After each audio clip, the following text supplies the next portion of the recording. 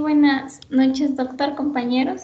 Yo y mi compañero Santiago les vamos a hablar acerca de la anatomía del sistema urinario y ciertas malformaciones congénitas que se producen en el riñón, así como los métodos de diagnóstico por imagen. ¿Pásale?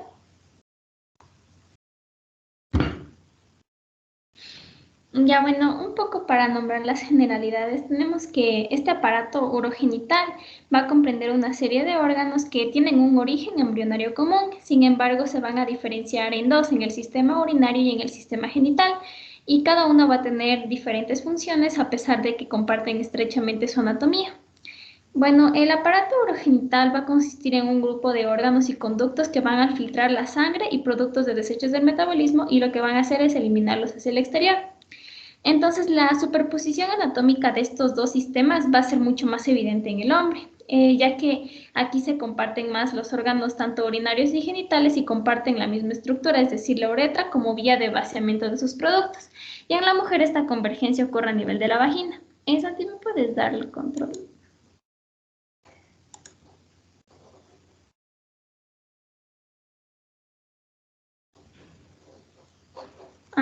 Pásale, pásale por favor. Ya. Bueno, en cuanto a la anatomía del aparato urinario, nos dice que va a estar constituido por lo que son los riñones y la vía urinaria.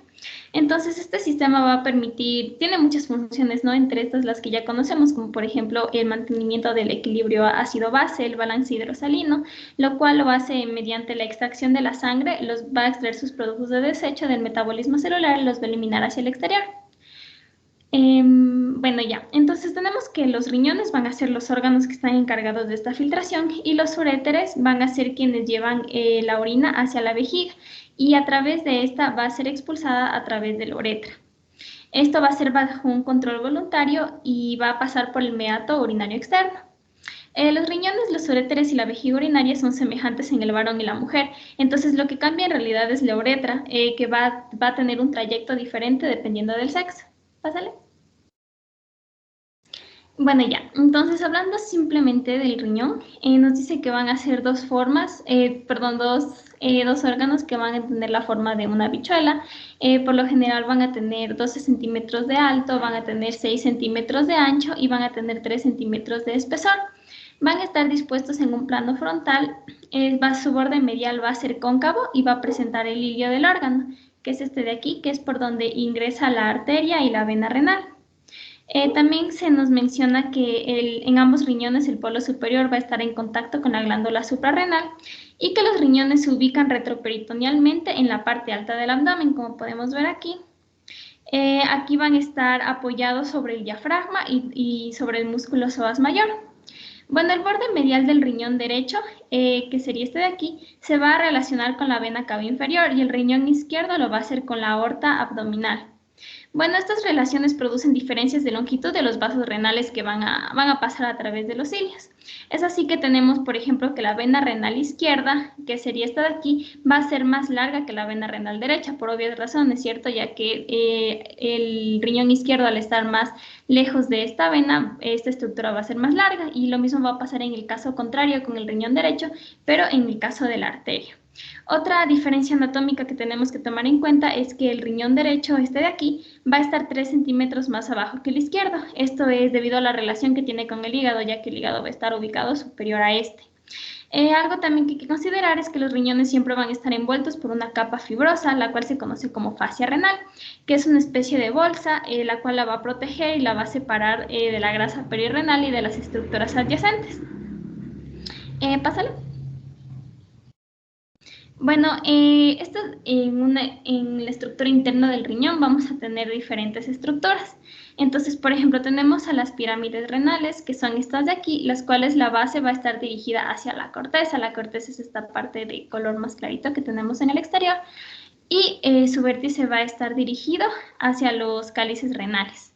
También tenemos lo que son las columnas renales, que son las que van a estar separando a las pirámides renales. Todas estas, las pirámides renales van a converger en las papilas renales, las cuales a su vez van a determinar los cálices menores del riñón y todas estas van a terminar en un cáliz mayor del riñón, que por lo general suelen ser de 2 a 3 de los mismos. Pásale. Ya, aquí en cambio podemos observar lo que son el aparato, las arterias renales y cómo éstas se dividen. Bueno, entonces primero tenemos que el riñón, primero tenemos a la arteria renal. Bueno, esta arteria renal se va a dividir en 5 ramos, ¿ya? Va a ser primero la apical superior, la media y la inferior. Y estas ramas van a transitar por el seno renal y se van a dividir en las ramas interlobares, las cuales se van a ubicar entre las columnas renales, de las cuales yo ya les había hablado. Ya, entonces a nivel de la pirámide renal, estas arterias interlobales se van a dividir en las arterias arqueadas o asiformes, que serían estas de aquí, y estas van a contornar la base de la pirámide renal y van a dar origen a las arterias interlobulillares, que son estas más pequeñas de aquí. Entonces, estas arterias interlobulillares lo que van a hacer es que se disponen en una forma radiada en la corteza renal, y de esta forma van a dar origen a las arteriolas aferentes de la nefrona. Pásale. Bueno, aquí tenemos la estructura clásica de la nefrona, la cual va a estar conformada por el glomérulo, por un túbulo contorneado proximal y por un túbulo contorneado distal. A su vez por la arteria aferente, que son de las que habíamos hablado, las que se derivan de las interlobulillares, las cuales al llegar al glomérulo, como sabemos, aquí se va a filtrar la sangre y a través de los túbulos contorneados se va a dar el proceso de secreción y reabsorción. Pásale.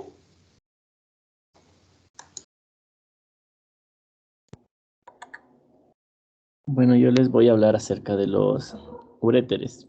Los uréteres son conductos musculares y mucosos, ¿no? De 25 centímetros de longitud y 5 milímetros de grosor, extendidos entre la pelvis renal y la vejiga. Presenta una porción abdominal, tres porciones, la lumbar, ilíaca y la pélvica, pero ciertos autores mencionan que la porción lumbar y la porción ilíaca son unas solas y la mencionan como porción abdominal. Bueno, la porción lumbar es retroperitoneal y toma relación con músculos de la pared abdominal posterior, en especial el músculo del psoas, siendo cruzada ventralmente por los vasos cólicos y los vasos gonadales. La porción ilíaca, pues está en relación con la arteria ilíaca, y la porción pélvica es subperitoneal, toma relación con las paredes laterales de la pelvis y es cruzada ventralmente en la mujer por la arteria uterina y por el ducto deferente en el hombre. Y el uréter presenta tres estrechamientos. El primero al inicio a nivel de la pelvis renal, el segundo en la mitad de su trayecto, ¿no? Cuando ingresa a la pelvis y pasa por sobre los vasos ilíacos, y el tercero que se encuentra en la desembocadura de la vejiga. Y la orina pues es desplazada por el uréter mediante la contracción de las paredes musculares lisas. Ya. La vejiga urinaria es un órgano impar, medio, tiene una forma piramidal de base triangular con una cara superior cubierta por el peritoneo, dos caras inferolaterales en relación con la pelvis ósea y una cara posterior no o base que toma relación con el recto en el hombre y con la vagina en la mujer. Estructuralmente está compuesta por una mucosa cuya cubierta es un epitelio polimorfo o urotelio que lo llaman, y una capa muscular lisa, denominada músculo de trusor, y una serosa que la va a estar cubriendo. Y bueno, en la superficie interna de la base de la vejiga se ubica el trígono vesical, limitado lateralmente por la desembocadura de los ureteres y anteriormente por el comienzo de la uretra. Bueno, esta es la zona menos distensible de la vejiga, ¿no? Y un volumen de 300 centímetros cúbicos de orina va a desencadenar el reflejo de micción. La uretra es un conducto impar también, ubicado en la línea media que comunica la vejiga con el exterior. Estructuralmente está constituida por una capa mucosa, un tejido submucoso y una capa media de fibras musculares lisas y una adventicia. Bueno, en la mujer, la uretra mide 4 centímetros de largo y se extiende desde el meato urinario interno, ubicado en el piso de la vejiga, hasta el meato urinario externo, que se abre en el vestíbulo vaginal. Esta se ubica 2 centímetros detrás del clítoris y va a ubicarse por delante de la vagina.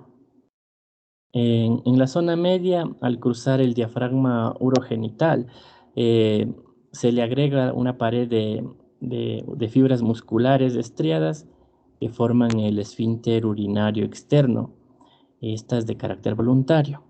Y el esfínter urinario interno de carácter involuntario se ubica en ambos sexos en el comienzo de la uretra y es una extensión de la musculatura vesical. Ya, la uretra masculina. Esta mide en promedio 20 centímetros de largo, extendida entre el meato urinario interno en la vejiga y el meato urinario externo ubicado en el vértice del glande, ¿ya?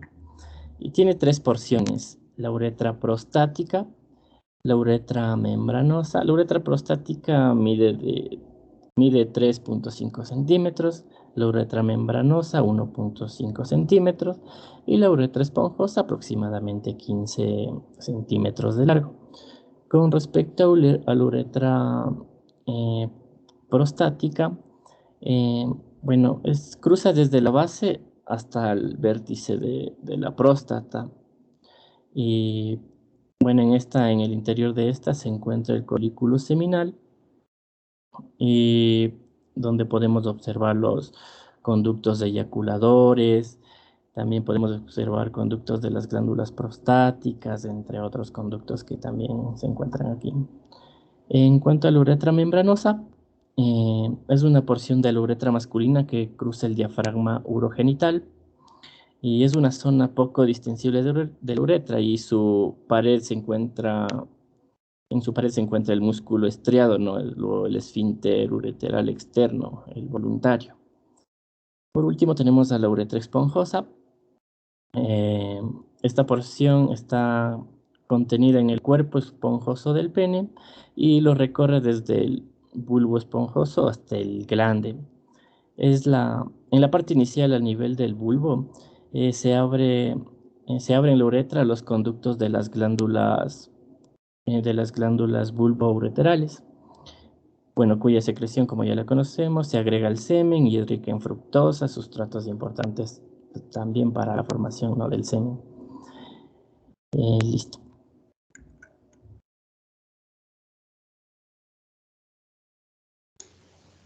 Ya, pásala, ¿no? Ya, bueno, en cuanto a las técnicas de imagen que se va a utilizar para el aparato urinario, nos dice que ya se ha venido experimentando en los últimos años con un desarrollo lento de diferentes técnicas. Sin embargo, hasta ahora la ecografía sigue siendo la prueba más útil y empleada. Sin embargo, hay una tendencia a la sustitución de las pruebas que emplean radiaciones ionizantes, como son la radiología simple, la urografía intravenosa, la cistouterografía miccional seriada. Estas últimamente están siendo sustituidas por pruebas que han proporcionado una información equivalente o mejor y que no presentan un riesgo por radiación. Estas son pruebas como la ecocistografía, la ecoureterografía y los estudios por resonancia magnética. Sin embargo, aquí debemos de tomar en cuenta que esto va a depender de la disponibilidad y la experiencia que tenga el personal de salud en cada centro médico en el que se encuentre el paciente. Pásale. Ya. Entonces vamos a hablar un poco de cada una de estas técnicas. Entonces tenemos a la primera, que es a la radiografía simple de abdomen. Bueno, esta es una exploración sencilla, aunque su uso está disminuyendo debido a que por una parte emplea radiaciones ionizantes y por otra la información que nos va a proporcionar este examen es limitada.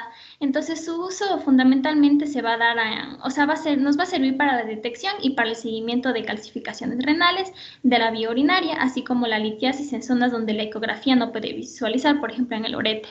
Entonces justo aquí tenemos un ejemplo de radiografía simple de abdomen donde se observan calcificaciones, donde se observan cálculos tanto en las vías urinarias como en el propio riñón.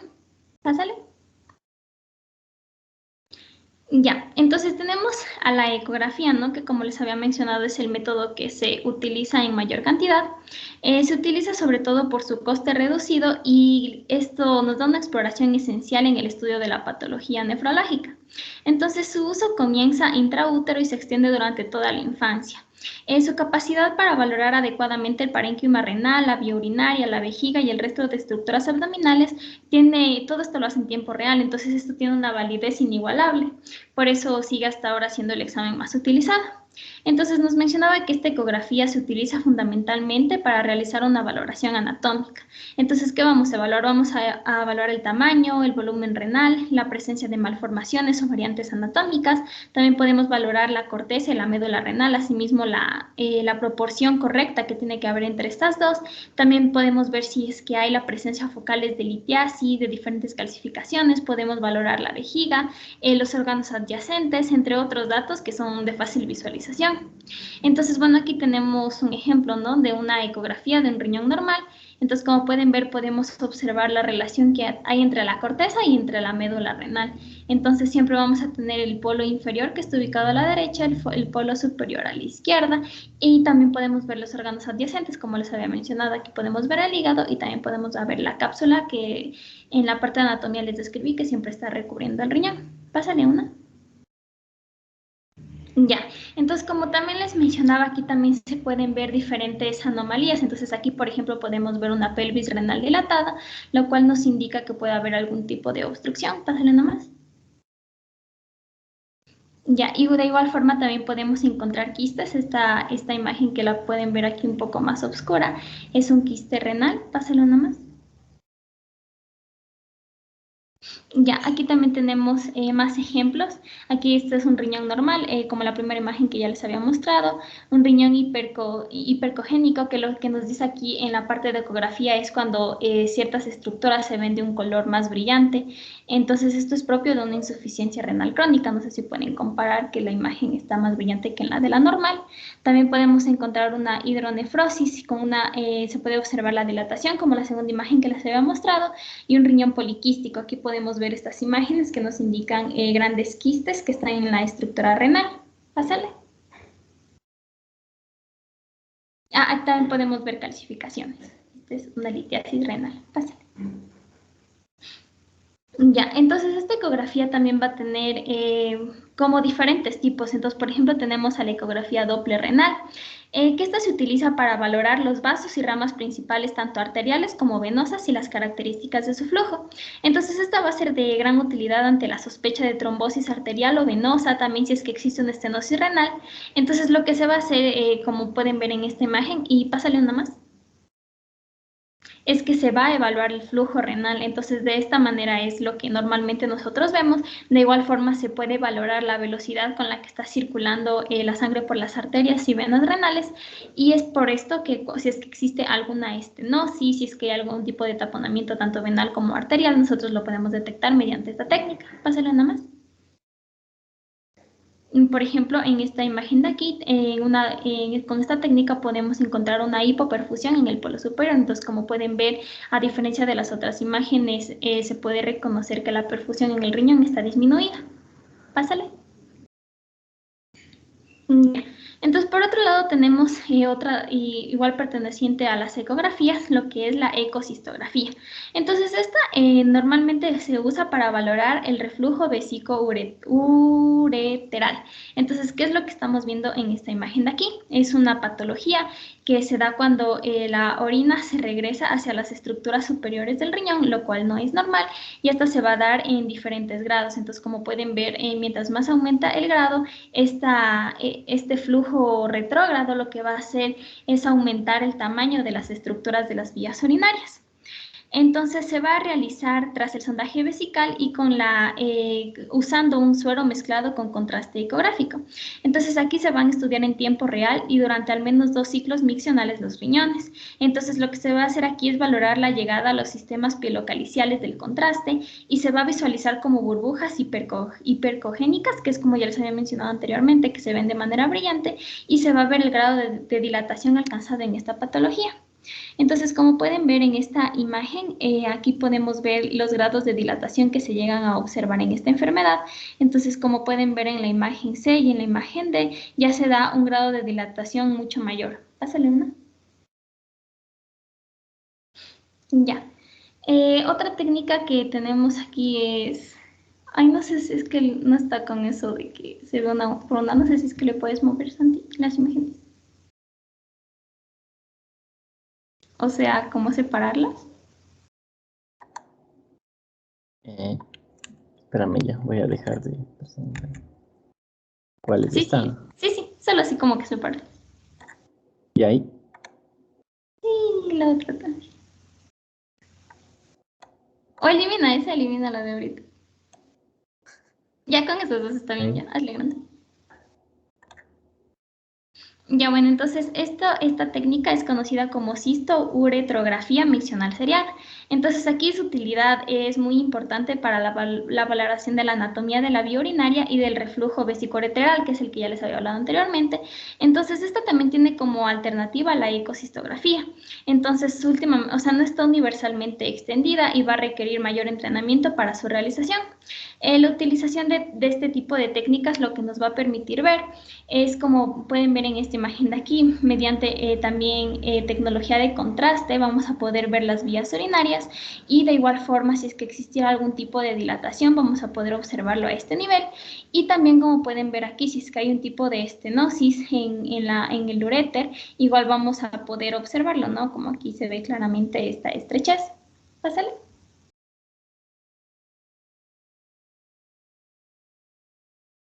Ya, pásale.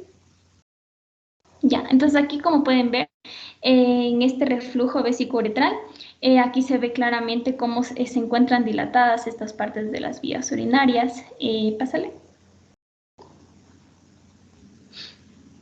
Ya, entonces también tenemos lo que es la urografía intravenosa. Esta va a tener una utilidad muy limitada, ya que sus indicaciones fundamentalmente se dan en el estudio de las litiasis renales, así como la anatomía y la patología de la vía urinaria, y estos ya últimamente van a ser solapados por otro tipo de métodos, como son la ecografía, también un urotac o una resonancia magnética, y que van a proporcionar una mejor información acerca de los órganos adyacentes. Igualmente, como pueden ver en esta imagen, esta se va a hacer en 2 ciclos miccionales, primero tomando una radiografía sin ningún tipo de tecnología de contraste, luego se toma otra radiografía al pasar 5 minutos y otra al pasar 10 minutos. ¿Pásale? Ya, y así es como lo veríamos. Como pueden ver, se pueden ver todas las estructuras renales, tanto los cálices menores, los cálices mayores, la pelvis renal, los uréteres hasta llegar a la vejiga. ¿Pásale? Ya, de igual forma, aquí podemos ver diferentes patologías que se pueden dar tanto en los cálices, como pueden ver estas dilataciones, también vamos a ver al nivel de los uréteres y a nivel vesical. Pásale nomás. Ya, esta técnica igual nos va, por ejemplo, también para servir, como ya les había mencionado, para observar la litiasis renal, estos tipos de calcificaciones que son los que están señalando con la flechita y como pueden ver aquí en un círculo, estas estructuras que ya se ven más calcificadas. Pasen. Ya, también podemos observar estructuras tumorales, entonces se las puede observar, aquí estamos viendo al nivel del riñón, al nivel de la pelvis renal, asimismo con esta técnica como llega hasta la vejiga, también podemos ver si es que existe alguna estructura tumoral en la vejiga. Pásale. Ya. Entonces tenemos también esta técnica que es la tomografía computarizada. Entonces, esta tomografía lo que va a hacer es proporcionar una detallada información del sistema urinario. Esto lo va a hacer gracias a la utilización de diferentes protocolos de estudio. Esta va a tener una alta resolución espacial y va a permitir la realización de reconstrucciones que las puedes hacer en diferentes planos, que luego veremos un ejemplo. Y bueno, la desventaja que en realidad esta tiene es que emplea demasiada radiación ionizante. Entonces, por esto es que su uso debe estar justificado y hay que emplear diferentes protocolos de imagen y de baja dosis. Entonces, en la mayor parte de los estudios es necesario utilizar contrastes yodados por vía intravenosa. Entonces, aquí vamos a obtener diferentes imágenes, va a tener diferentes utilidades y también se van a poder observar diferentes patologías y estructuras normales del riñón. También aquí podemos tener diferentes tipos de tomografía, ya que vamos a tener a la tomografía convencional, la cual nos va a dar una información, como ya les había mencionado, anatómica muy detallada, la cual va a incluir, por ejemplo, la detección de calcificaciones. Entonces, como pueden ver aquí, aunque sea minúscula, podemos encontrar una calcificación al nivel del riñón. Pásale una más. Aquí también podemos encontrar si es que hay alguna estructura tumoral, como están viendo aquí en los diferentes planos. Pásale una. Ya. Bueno, también algo que tenemos que tener en cuenta es que van a haber otros tipos. Entonces también vamos a tener a la tomografía, a la uro-TC, que lo que va a hacer es que va a incluir una fase excretora tardía para valorar la vía urinaria.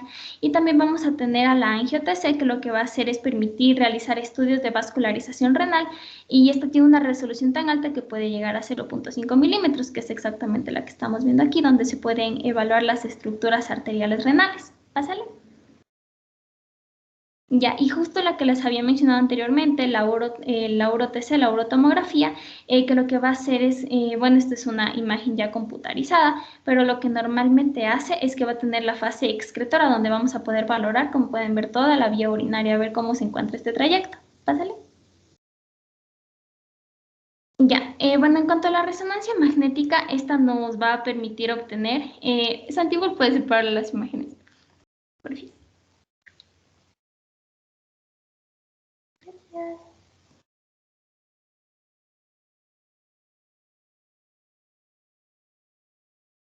Ya es la grande. Ese.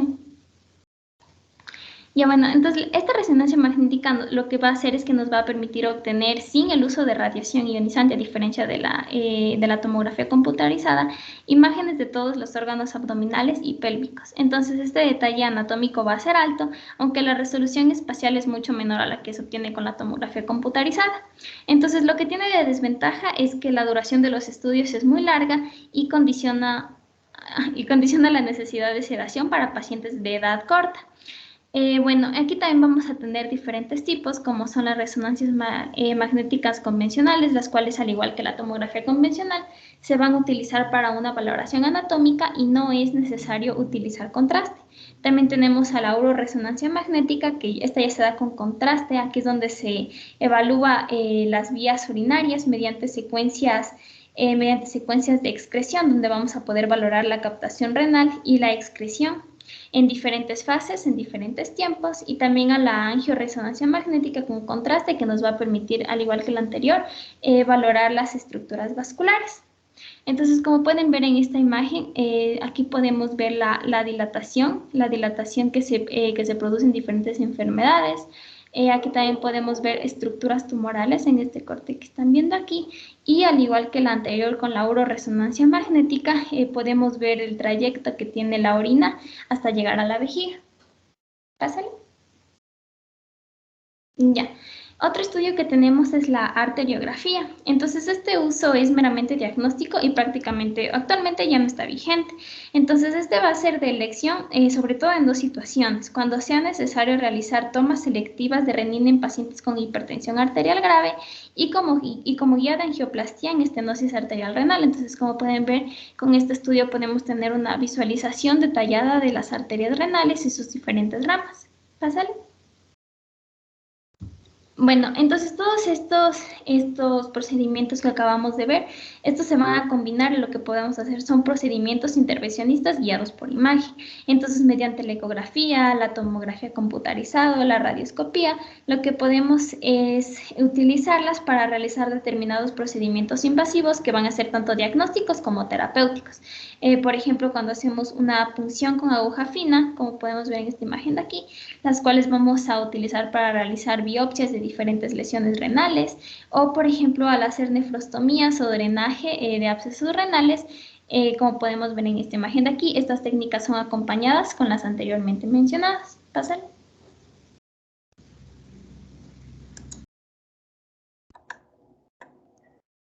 Listo. Bueno, dentro de las técnicas de medicina nuclear tenemos a la gammagrafía renal. Esta se realiza mediante un radiotrazador, el ácido dimercaptosuccínico o DMSA, que tras su administración intravenosa, pues esta se va a incorporar a las células del túbulo contorneano proximal desde los vasos peritubulares y permanece localizado en el córtex. Bueno, tras su administración, hasta un 90% se va a ligar a proteínas plasmáticas, por lo que solo una pequeña fracción de este radiotrazador es filtrado y la reabsorción es prácticamente nula. Bueno, la elevada concentración del DMSA o este radiotrazador en la corteza renal permite pues objetivar las alteraciones en el parénquima, así también como alteraciones en la forma y en la situación renal.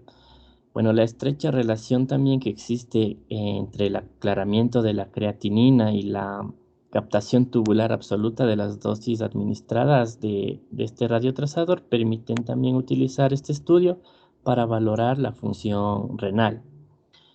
Habitualmente se obtienen proyecciones posteriores, dos oblicuas posteriores y solo ocasionalmente se obtiene la proyección anterior, sobre todo para el diagnóstico de malformaciones congénitas como riñón en herradura, que les hablaré posteriormente.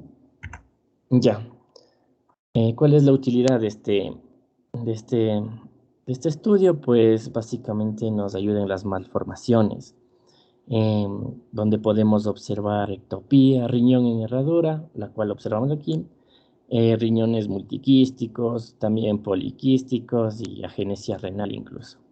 También nos ayuda en la pielonefritis aguda. Bueno, se manifiesta en forma de una o varias áreas de ausencia o disminución de la captación de este radiotrazador, como lo observamos aquí, que suele localizarse en los polos superiores. Listo. La captación disminuida que se debe a que la respuesta inflamatoria local da lugar a un compromiso vascular y a un edema intersticial que impide, ¿no?, que una correcta incorporación del radiotrazador a este parénquima renal. También nos ayuda en la nefropatía cicatrizal. Bueno, a partir de una lesión aguda puede aparecer una fibrosis progresiva que retrae la corteza hacia la papila renal, dando lugar a una cicatriz cortical. Bueno, el tejido fibroso no capta el radiotrazador y la cicatriz queda representada en una imagen gamagráfica como una zona no captante, ¿no?, y con límites bien definidos. Bueno, también tenemos al renograma. En el renograma se utiliza eh, radiotrazadores glomerulares como el DTPA y radiotrazadores tubulares como el MAG3. El MAG3 es actualmente el radiotrazador de elección, ¿no?, para la realización del renograma. Listo. Bueno, tras la administración del radiotrazador en vía endovenosa, en bolo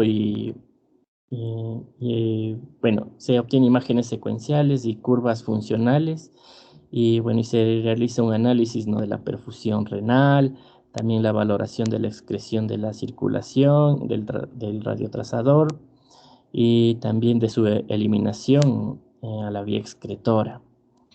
Bueno, existe una variante en la cual en este estudio se le agrega, ¿no?, un estímulo diurético como la furosemida. Entonces, en este instante se llamaría renograma diurético. Bueno, esto nos ayuda más a diferenciar básicamente una obstrucción de una dilatación sin obstrucción. Bueno, eso creo que lo veremos más a continuación con el siguiente grupo de exposición que nos va a hablar más a detalle de estos temas de obstrucción. También tenemos a la citogamografía. Existen dos variantes de la citogamografía. Tenemos a la citogamografía directa, la cual se introduce básicamente directamente en la vejiga y mediante sondas se introduce el radiotrazador.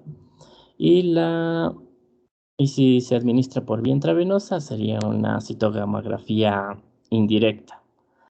Bueno, ambas técnicas, dadas las características de alta sensibilidad y baja radiación, son un método ideal para realizarlo en la población pediátrica y se emplea fundamentalmente en el seguimiento de pacientes portadores de un reflujo vesículo-ureteral y también para evaluar la eficacia del tratamiento. Bueno, en esta citogamografía directa se utiliza el DTPA y bueno, básicamente se basa en la observación continua, ¿no?, de las fases de llenado y vaciado vesical.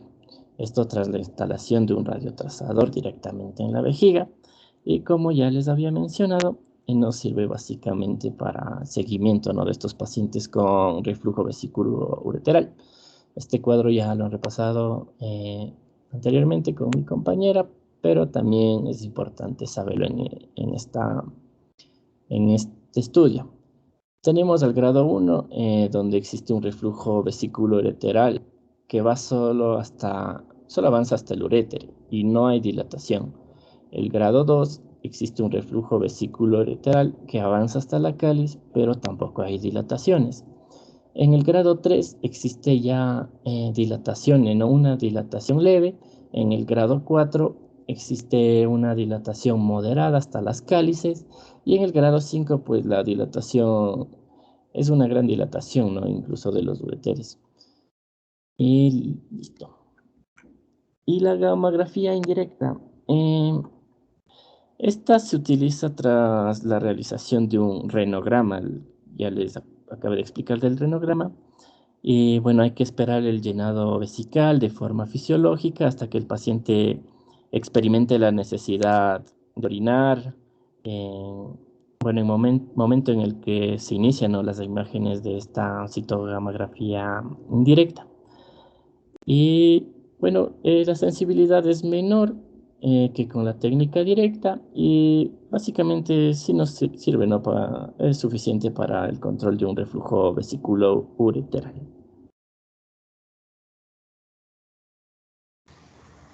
Ya, por último les vamos a hablar acerca de las anomalías congénitas. Pásale uno. Bueno, entonces para el estudio de estas anomalías congénitas se las va a dividir en siete grupos. Entonces, primero tenemos a las anomalías de número, es decir, donde no va a tener el número que normalmente vemos, ¿no?, que son 2 riñones. Aquí, por ejemplo, tenemos a la agenesia, la disgenesia o la presencia de un riñón supernumerario. Cada una de estas las vamos a ver más adelante. También tenemos a las anomalías de rotación, es decir, de malposición, donde vamos a encontrar uno de los 2 riñones o ambos ubicados en una región incorrecta.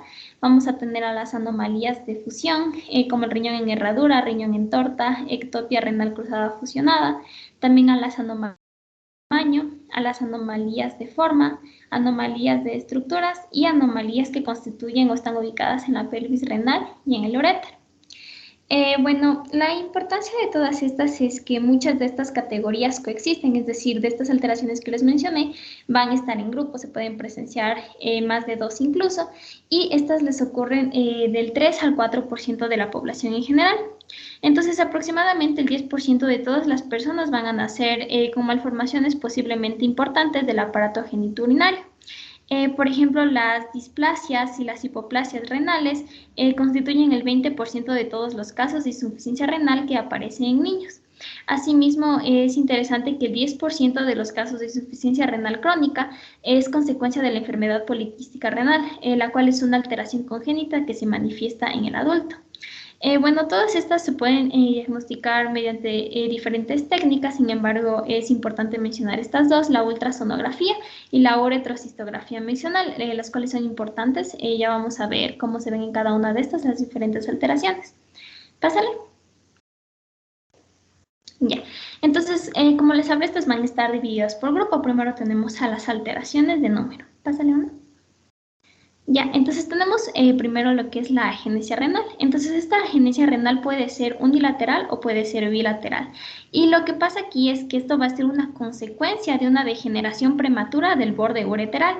Entonces cuando este borde ureteral no llega a la caperuza del tejido metanéfrico, entonces esta no va a proliferar.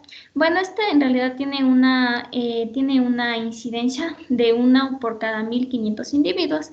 Esta anomalía en realidad es rara y no suele ser compatible con la vida si es que es bilateral. Entonces el riñón, si es que esta agenesia es unilateral, el riñón contralateral, este va a estar aumentado de tamaño, va a tener una hipertrofia, la cual va a ser de carácter compensador. Algunos pacientes acaban sufriendo una esclerosis glomerular progresiva en el único riñón funcionante. Esto va a ser consecuencia de los cambios compensadores que sufren estas personas con esta alteración. Por otro lado, la agenesia bilateral es menos frecuente, es decir, cuando no encontramos ninguno de los dos riñones.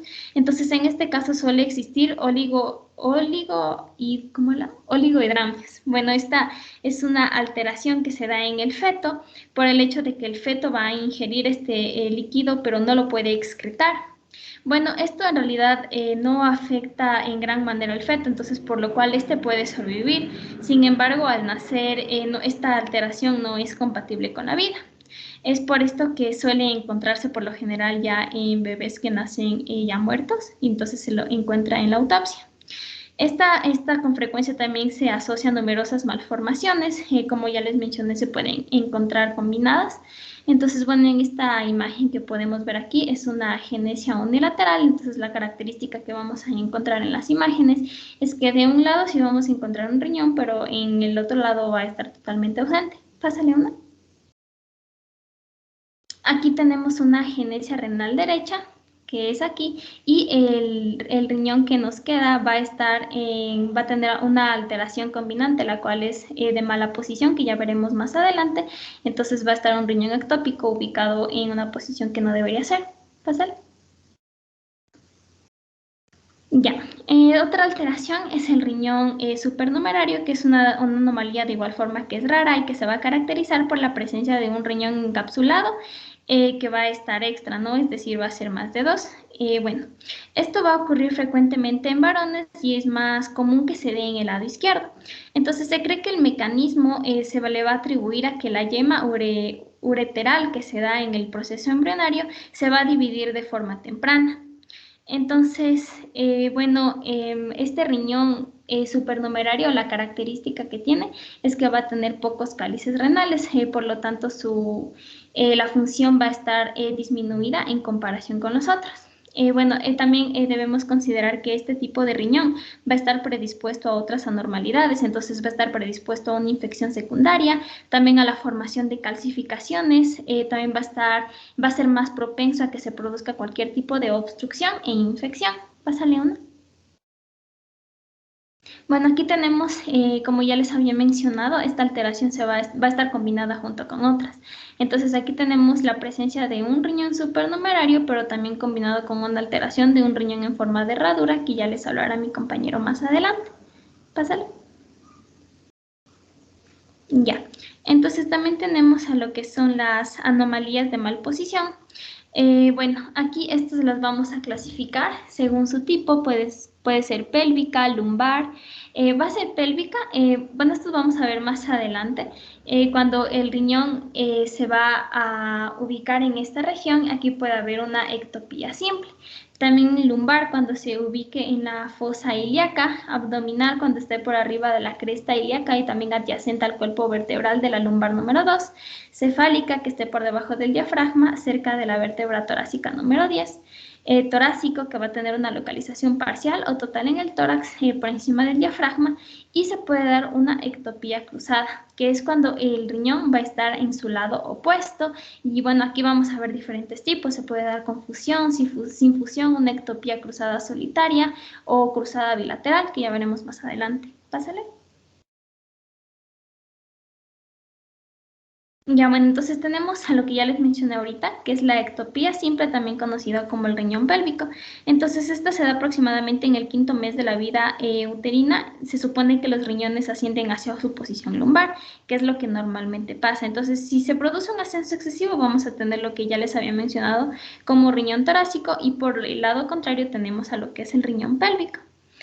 Bueno, la mayor parte de los riñones ectópicos se van a situar inferiormente en la región lumbar y en la pelvis menor. También va a tener una frecuencia de 1 por cada 800 casos o también de 1 cada 724 autopsias pediátricas. Pásale. Ya, aquí tenemos la imagen de cómo se vería de un riñón pélvico, que están señalando las flechas. Como pueden ver aquí, su ubicación es inferior en todas estas. Pásale. Ya. Por otro lado tenemos a lo que es la ectopia cruzada, que se va a presentar en 1 por cada 2000 nacimientos. Entonces esta se origina cuando uno de los riñones se va a situar en el lado contrario, entonces va a cruzar la línea media. Entonces aquí tenemos a las dos versiones que se puede dar, la fusionada y la no fusionada. Entonces la característica que estos tienen es que, como ven, un riñón que debería estar hacia el lado izquierdo, van a estar ambos en el lado derecho. Entonces se cree que embriológicamente esto se da porque un riñón se va a desviar hacia el centro y va a ascender por la zona contralateral. La fusión con el otro riñón puede ser incompleta o puede ser tan completa que se forme una masa renal única, que es lo que vamos a conocer como ectopía renal cruzada con fusión, que es la que estamos viendo aquí. Entonces, los hallazgos que nosotros vamos a encontrar mediante las técnicas de imagen es que va a faltar un riñón en un lado, y en el lado opuesto se van a observar dos estructuras renales, y cada una de ellas va a estar completa, es decir, va a tener su complemento normal, no tanto los cálices, la pelvis y los uréteres. Pásale. Ya, entonces aquí, por ejemplo, tenemos, según una reconstrucción en computadora de una tomografía axial computarizada, entonces vemos lo que estábamos hablando, ¿no? Una ectopía cruzada en la cual ya hay una fusión. Entonces, como pueden ver, de un lado, lo que hablábamos, no vamos a encontrar ningún riñón, y del otro vamos a encontrar una masa y vamos a tener dos complementos de todo lo que constituye la pelvis renal. Pásale. Ya, aquí podemos de igual forma ver otra imagen. De un lado no observamos nada y del otro tenemos ambos riñones, y una característica que podemos ver aquí, que es propio de esta ectopía cruzada, es que a pesar de que están en el mismo lado, los uréteres iban a estar en el lado correcto de la vejiga, es decir, se va a cruzar para estar en el lado correcto de la vejiga y el otro va a seguir su trayecto normal. Pásale. Ya, bueno, aquí tenemos lo que es la tosis renal, que en sí se caracteriza porque un riñón va a estar descendido. Esto se puede dar por diferentes razones, por ejemplo, por una pérdida de los soportes anatómicos del mismo, y a veces por un aumento de la longitud de los vasos renales. Bueno, aquí lo que caracteriza es que la longitud del uréter y de los vasos que lo irrigan es de características normales. Esto es importante a tener en cuenta porque esto se debe hacer un diagnóstico diferencial con el riñón ectópico, del cual ya les habíamos hablado. Entonces, en el caso del riñón ectópico, si es que está ubicado en la pelvis renal, por ejemplo, todo lo que constituye la pelvis renal, los uréteres, tanto como las arterias y las venas, van a estar acoplados a la situación anatómica del mismo. Pero por otro lado, aquí en la tosis renal vemos que no es de esta manera, sino que independientemente de dónde esté ubicado, el uréter va a ser de su longitud normal. Pásale. Ya, tenemos también a las anomalías de tamaño. La que es importante mencionar es la hipoplasia renal, que se da por un defecto que impide que los riñones se desarrollen hasta adquirir su tamaño normal. Bueno, si es que se presenta de forma bilateral, es decir, que los dos riñones sean hipoplásicos, la insuficiencia renal se va a manifestar como una insuficiencia renal en la infancia. Y para saber que un riñón es verdaderamente hipoplásico, lo que debe constituir es que no debe mostrar cicatrices, es decir, que no debe estar relacionado con una enfermedad adyacente, y debe tener un número de lóbulos y pirámides renales menor a lo normal. Pásale. Igual aquí podemos ver mediante las tomografías comparación entre los dos riñones. Este es de un tamaño significativamente menor.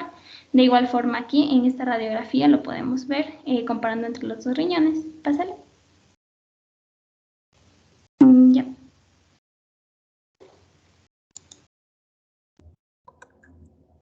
Ya. Bueno, dentro de las anomalías de posición tenemos al riñón en herradura.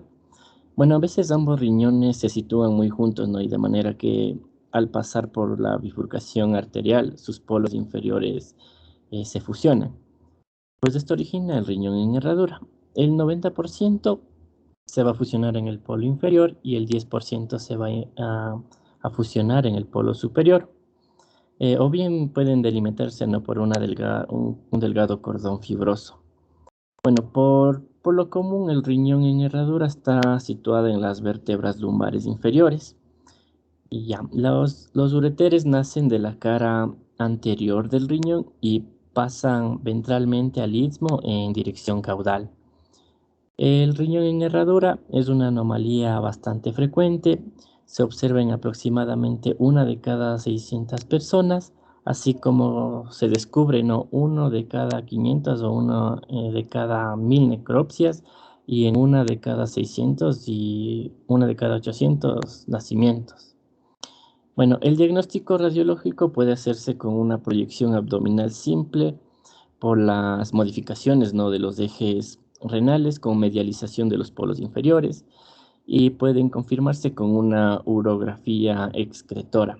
Esta urografía excretora lo que va a mostrar es una malrotación bilateral, las cálices inferiores medializadas, también generalmente dilatación del sistema pielocalicial debido a la situación anterior de la unión ureteropiélica y a la posición angulada, ¿no? del uréter que pasa por delante de los polos inferiores y favorece así también a la hidronefrosis proximal.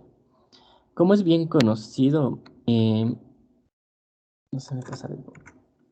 Listo, aquí tenemos un TAC donde se puede observar también el riñón en herradura, la fusión de los polos inferiores del riñón. Bueno, como es bien conocido, el riñón en herradura muestra una amplia gama de variaciones, ¿no? En su aporte sanguíneo, tanto arterial como venoso, siendo una de las malformaciones congénitas urinarias más comúnmente asociadas a la presencia del aneurisma de la aorta abdominal, lo que es de suma importancia cuando es necesario realizar algún procedimiento quirúrgico en esta malformación, pues las hace susceptibles a procesos infecciosos, hidronefrosis, formación de coágulos, entre otros. Tenemos al riñón en torta. Bueno, la fusión más frecuente es la del polo superior del riñón ectópico con el polo superior de otro riñón. Aunque la fusión también puede ser dorsoventral, en término lateral o una fusión completa originando un riñón en torta. Listo. Este último se sitúa tiene una situación baja pélvica, presacra, con un aspecto de masa única, con una o dos pelvis y generalmente dos ureteres, aunque puede existir solo una. Bueno, aquí podemos observar una placa de urografía excretora, donde muestra, ¿no? La malrotación renal y una fosa renal izquierda vacía. Esta es una reconstrucción tridimensional que permite observar el riñón ectópico en situación transversa con malrotación y fusión. También se demuestra que no existe cruce, ¿no? de los cruce ureteral. Listo, en estos cortes axiales podemos observar el hueco pélvico. En la imagen A tenemos a la simple y en la imagen B ya con contraste. Muestran pues básicamente la ectopía renal izquierda, ¿no? Con malrotación y fusionada con el polo inferior del riñón derecho. Listo, este es un diseño de cómputo que muestra los diferentes tipos de fusión en la ectopía renal cruzada, de acuerdo con la clasificación de Max Zellan. En la tenemos la fusión de los polos inferiores, También tenemos la fusión en forma de S o sigmoideo. También tenemos la fusión en torta, de la cual estamos hablando. La fusión en L. La fusión también tenemos en forma de disco o discoide. Y una fusión de los polos superiores.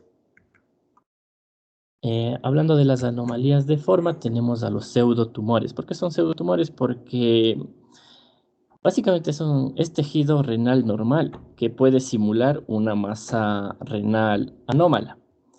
Las anomalías más frecuentes son la columna de Bertin, que consiste en un tejido cortical que asciende inferiormente entre las papilas renales, produciendo un efecto de masa, ¿no? Y también a los dismorfismos corticales, que resultan de la fusión de forma incompleta de los lóbulos renales adyacentes, originando una depresión cortical de márgenes o áreas que coinciden con el cáliz. La más frecuente es esta, la joroba esplénico, también conocida como riñón en forma de dromedario. Bueno, en estas imágenes podemos observar, ¿no?, a la joroba de dromedario colocadas con estas estrellitas rosadas, donde se observa protrusión del borde lateral del riñón izquierdo, sin alteración de la estructura y sin desplazamiento de la vascularización. También observamos dismorfismos lobar en estos círculos azules, que, bueno, son alteraciones del contorno renal, no afectando solamente a la línea cortical externa, que se encuentra situada entre los lóbulos renales. También tenemos anomalías en la pelvis renal y del uréter. También aquí encontramos a la duplicación y a la ectopía ureteral. Bueno, la bifurcación renal temprana del borde ureteral puede originar una duplicación parcial o completa del uréter. Esto lo entenderemos bien en la siguiente diapositiva. Estas circunstancias, pues, en estas circunstancias el tejido metanéfrico puede dividirse en dos partes, cada una de las cuales posee pelvis renal y uréteres propios. Sin embargo, la más frecuente es que las dos porciones presenten varios lóbulos comunes como consecuencia de una entremezcla, ¿no?, de los túbulos colectores. Bueno, estas malformaciones o estas anomalías son más frecuentes en las pacientes femeninas que en los varones y representan una anomalía común, ¿no?, con rango de 0,5 a 10% de nacidos vivos. Así pues, la duplicación representa una malformación congénita del tracto genitourinario más común. Eh, bueno, la pelvis bífida se observa en el 10% de la población y es tan común que prácticamente se lo considera como una variante anatómica normal. Se origina cuando una yema ureteral única se bifurca a nivel o por encima de la zona de la unión ureteropiélica. Bueno, aquí observamos, como ya les había mencionado, las duplicaciones pueden ser incompletas o completas. En la duplicación incompleta se origina por una bifurcación anómala de la yema ureteral. Hay dos pelvis y dos uréteres, pero estos dos uréteres se fusionan en algún punto de su trayecto, con una entrada única a la vejiga. En la duplicación completa se producen dos brotes ureterales independientes y se originan dos uréteres independientes con sus correspondientes pelvis renales y, claro, siendo su orificio de entrada también independiente. Uno al nivel de la vejiga y otro, pues, puede implantarse en otros lugares, ¿no? En las mujeres es muy común que se implante en la vagina, por ejemplo, y esto se le denomina ureter ectópico. Y bueno, esta duplicación completa se asocia con frecuencia al ureterocele. Este es el ureterocele. Es una dilatación quística intravesical del extremo inferior del uréter.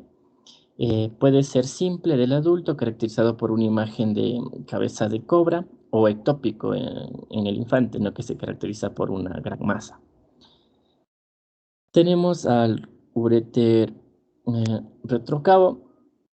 Bueno, el uréter, que normalmente se sitúa en el tercio superior lateral, lateral a la vena cava, se desvía bruscamente a nivel de L3 o L4 o L4, L5 hacia el lado medial y pasa por detrás de la vena cava para cruzar luego anterior a la misma y proseguir por su trayecto lateral habitual.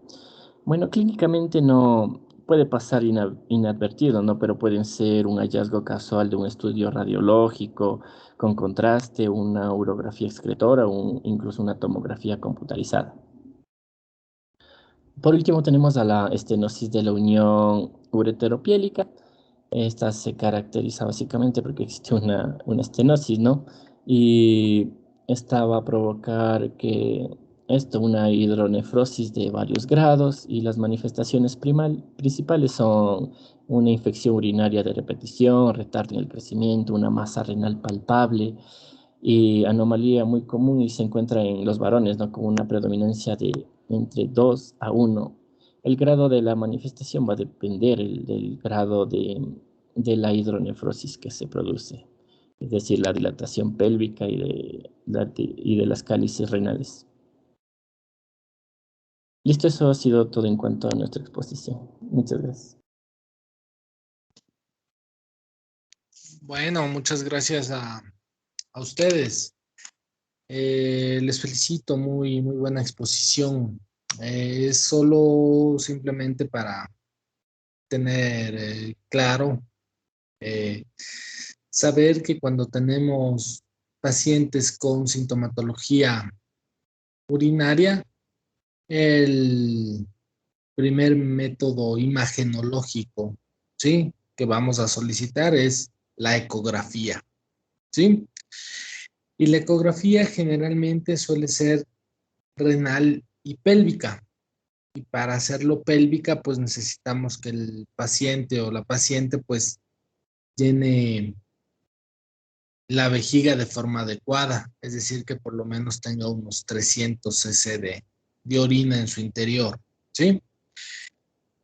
La placa de abdomen, como vimos en una de las primeras diapositivas, pues sí nos puede mostrar imágenes de densidad cálcica que nos pueden sugerir ya una nefrolitiasis, pero no es no es como tal un estudio que nos va a indicar más que eso en referencia a la patología renal, pero sí la ecografía.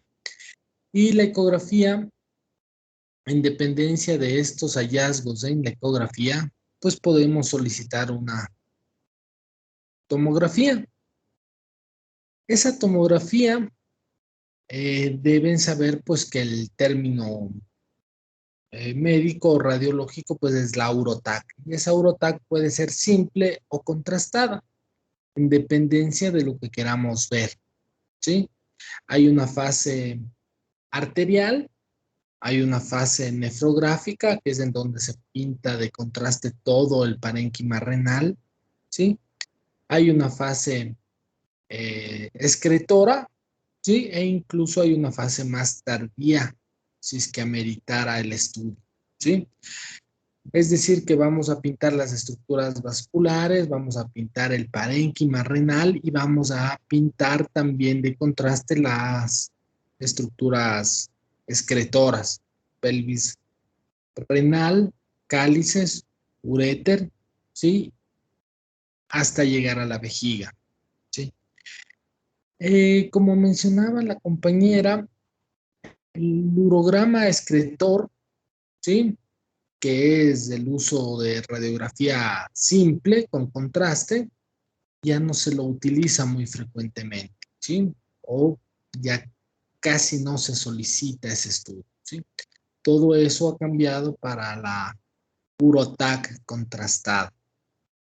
La resonancia magnética la vamos a solicitar si sospechamos de patología tumoral, sobre todo en niños,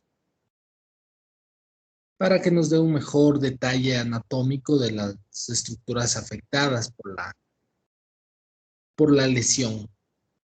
En cuanto a las anomalías congénitas, pues la clasificación está adecuada, ¿sí? por número, por posición, ¿sí? Por estructura, ¿sí? Las variantes anatómicas e incluso las imágenes de pseudo riñón tienen que tenerlo ustedes claros. Pero también les comento que esos diagnósticos de anomalías renales también se puede hacer intraútero, ¿no? Y obviamente el estudio que utilizamos es la ecografía y la resonancia magnética. Listo, chicos. ¿Alguna duda, alguna pregunta? Creo que no, Doc. Doc, Pregunta yo. Dime. Perdón. Para la tomografía computarizada, ¿se necesita alguna preparación especial del paciente o no? La simple no. La Urotac simple no. La Urotac contrastada, sí, necesitamos que haya una adecuada función renal.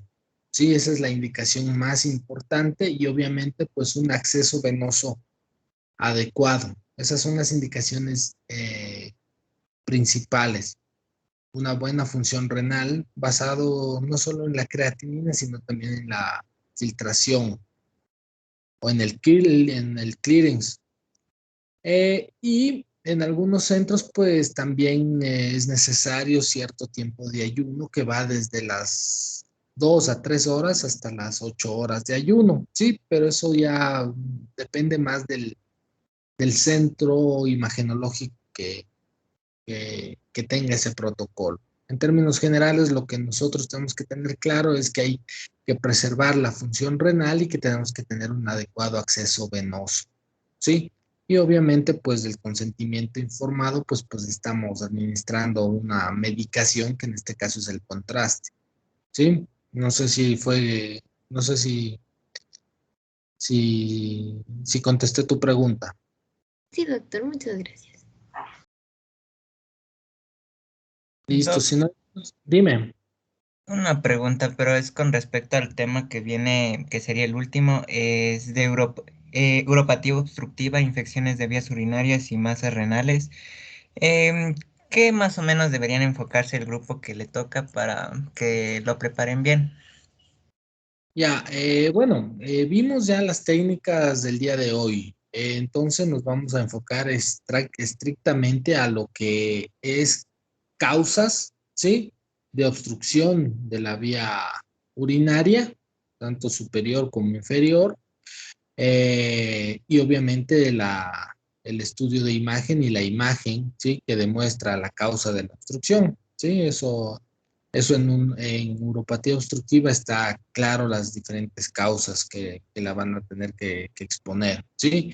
En masas renales, pues, sobre todo vamos a hablar del carcinoma renal, ¿sí? También quiero que hablen sobre el- la patología prostática, ¿sí? Que también es causa de uropatía obstructiva, pero también quiero que nos hablen un poquito del cáncer prostático y los estudios de imágenes ante la sospecha de eso. ¿Sí? No sé si está claro en ese sentido. Sí, Doc, muchas gracias. Listo, entonces, chicos, nos volvemos a ver el próximo, bueno, a escuchar el próximo viernes. Estudien, descansen y cuídense. Gracias, Doc. Igualmente, hasta luego.